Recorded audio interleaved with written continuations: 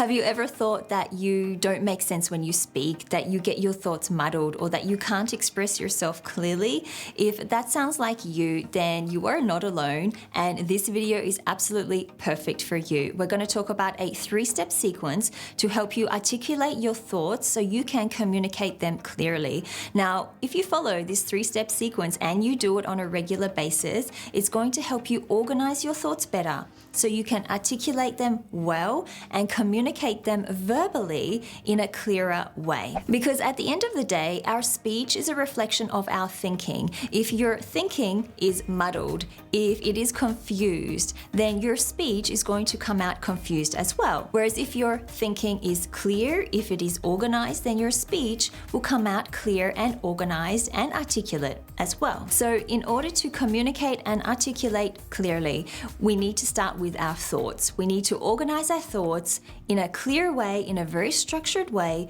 so when we communicate, those thoughts come out in a very clear and easy to understand manner. If you like what you're going to learn in this video, there are 2 things you can do to help out my channel. You can hit the like button below this video, which tells the algorithm that people like you like this video, so it's shown to more people on YouTube.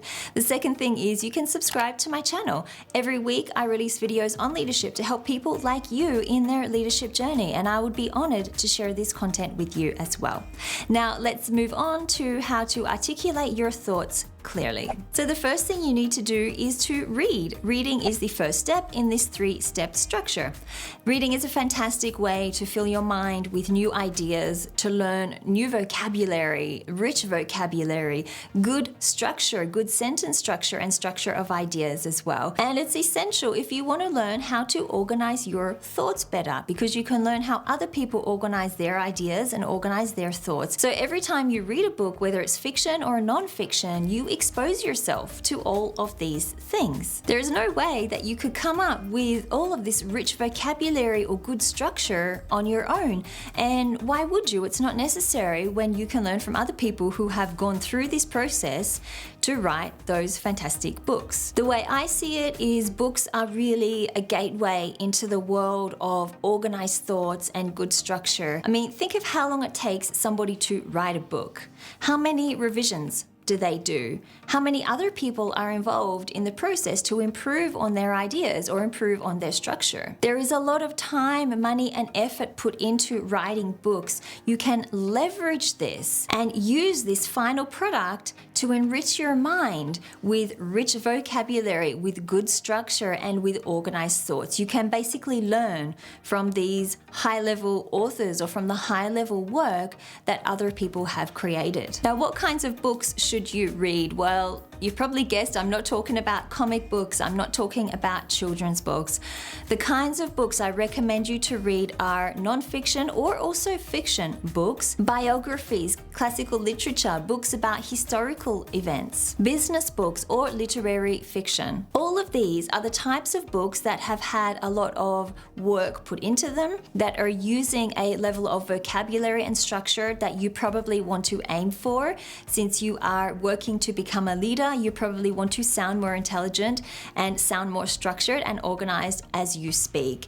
These are the kinds of books that you can use to draw those ideas from and to get the vocabulary from as well. I do encourage you to read books that you don't normally read.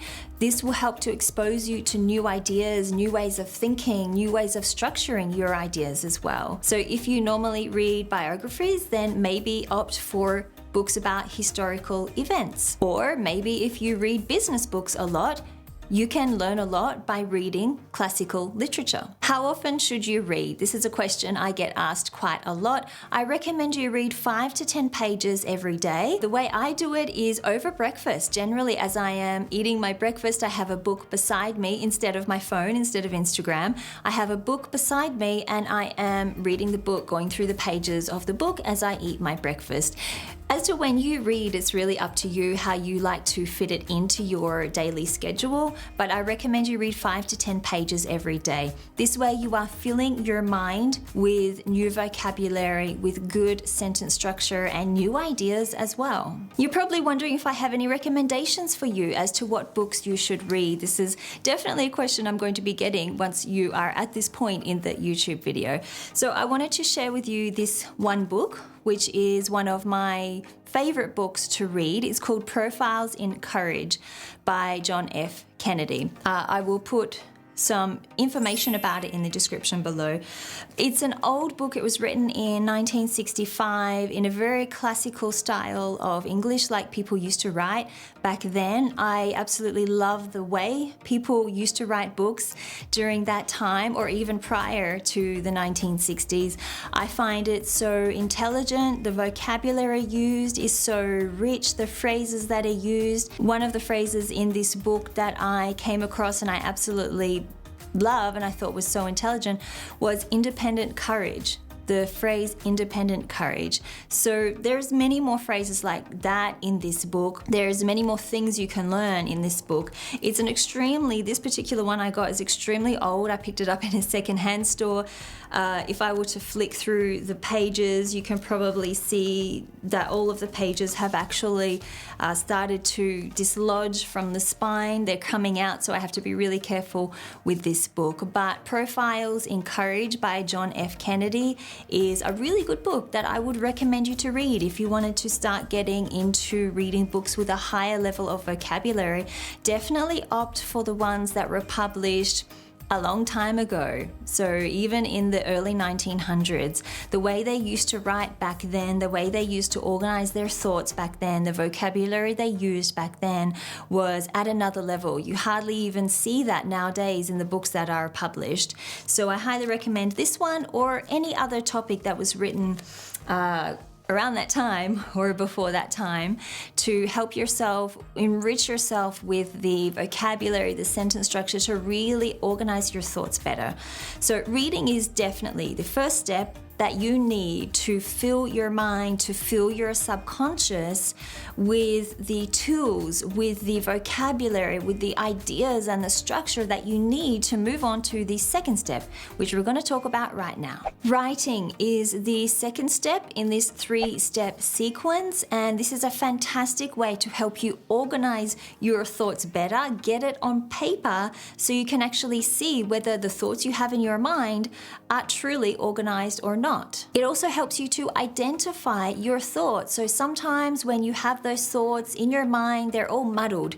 It's hard to identify clearly what those thoughts are. Writing is one of the best ways you can get clear on those thoughts and identify them too. As I mentioned at the beginning of this video, our speech is a reflection of our thinking. So we first need to get our thoughts organized, and we do this by writing before we actually jump into speaking, which is the next step we'll talk about in a couple of moments. When you don't do this, this is what leads to muddled communication. When you have those muddled thoughts in your mind and then you go from those muddled thoughts straight to speaking, that's what leads to muddled speaking and not being able to articulate your thoughts clearly or communicate them well. Basically, what writing does is it allows you to take the time to organize your thoughts well. It allows you to draw them from your mind, to put them on paper, and to see whether they are organized or not, and whether they're good thoughts or not. You can put those thoughts in order, you can organize them, and you can eliminate thoughts that aren't important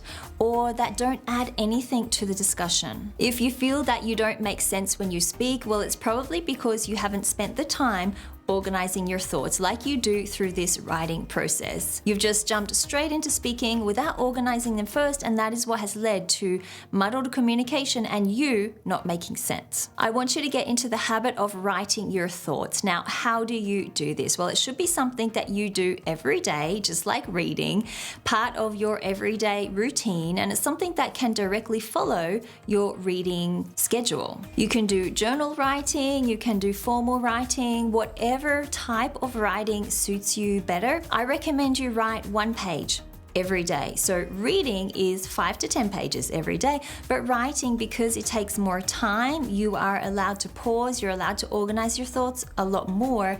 Write 1 page per day. I usually do my writing in a book much like this. It is just a plain notebook. I'll open it up. The pages are plain. There is no lines whatsoever in this book, and I find that this works much better for me to not have lines drawn on the page. I find that when I am working or writing with lines, it limits my thinking in a way. It prevents me from thinking freely, from writing freely.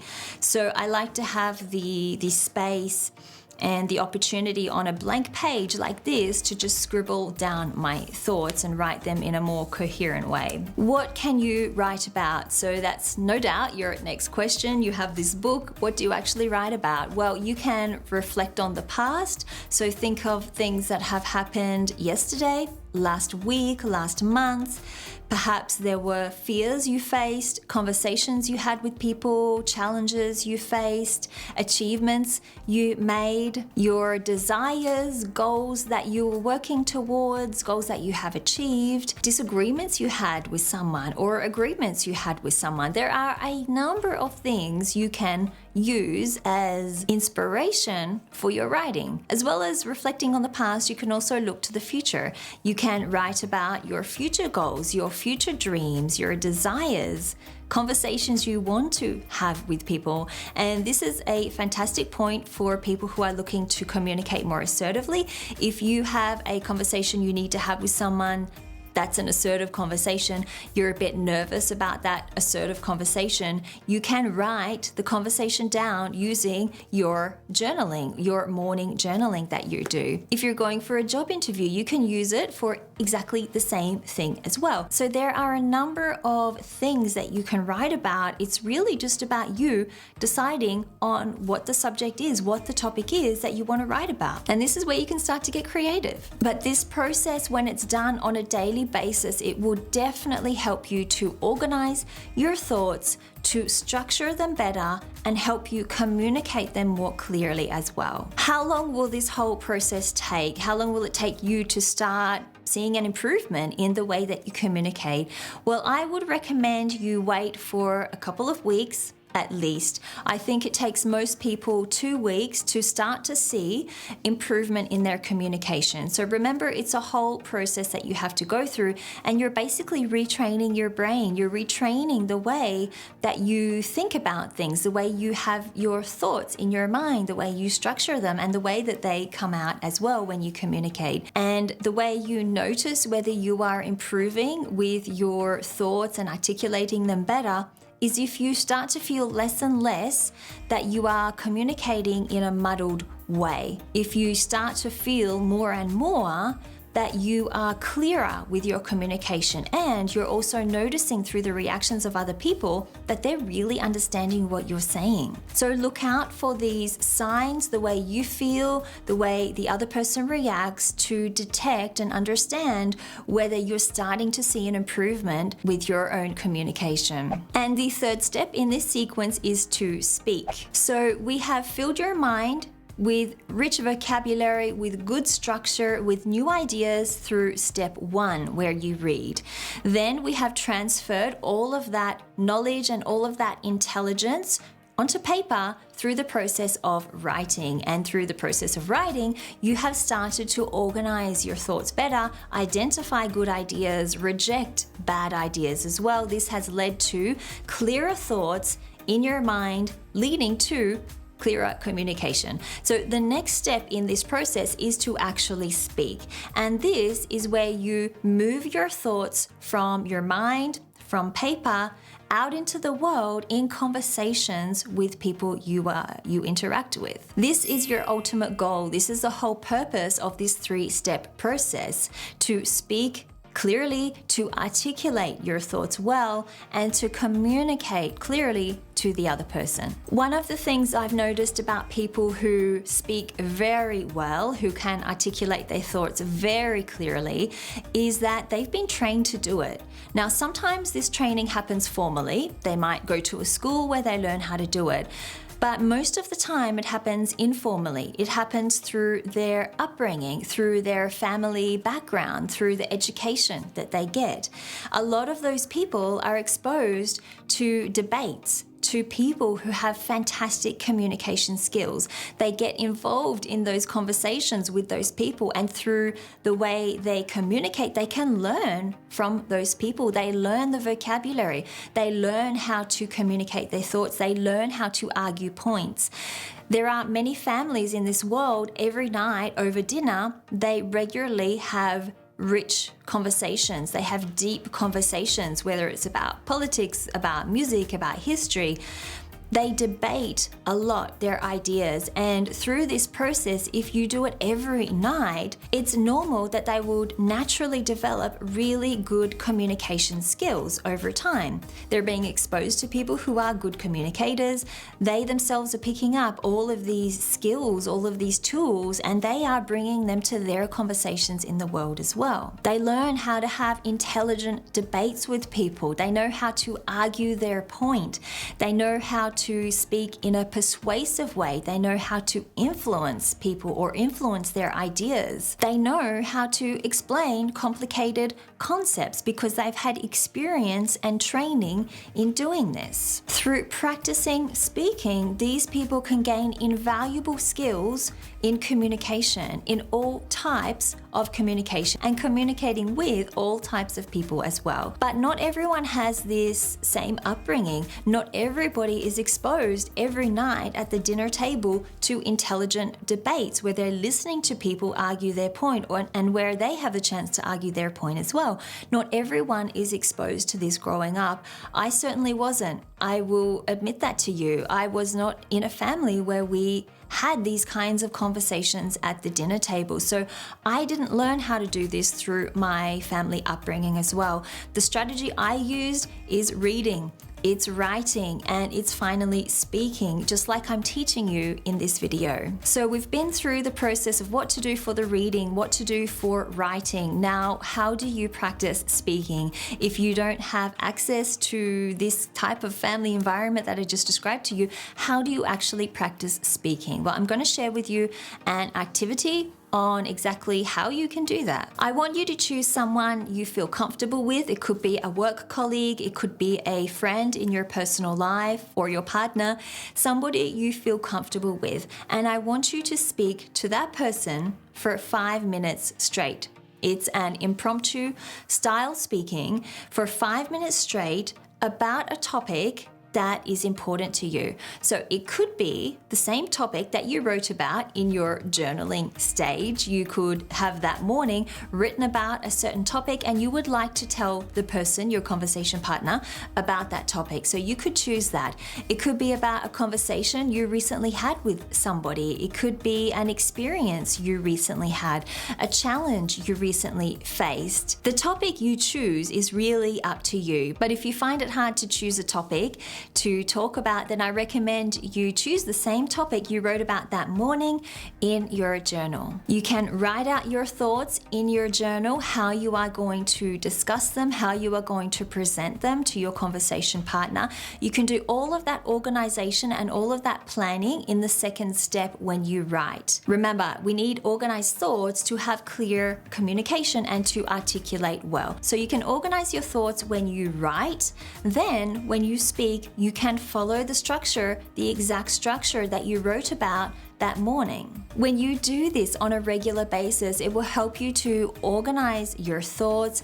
It will help you to master how to communicate them clearly and how to articulate them well. I do have another video on my channel about how to be more articulate. I'll put a card on the screen above so you can check it out once you finish watching this video. In that video, I share 9 tips on how to be more articulate and communicate clearly as well. We have gone through a lot of content in this video. I would love to know how all of these ideas and this 3-step process works for you. Once you've tried out this 3-step process, please let me know in the comments. Jump back to the channel and let me know in the comments how it has worked for you. Have you seen an improvement in your communication? Have you noticed other people are reacting differently? Or maybe they're even commenting that you sound a lot more articulate and a lot clearer when you speak. Let me know in the comments the benefits that you see. Thank you so much for watching, and I'll be back next week with another video.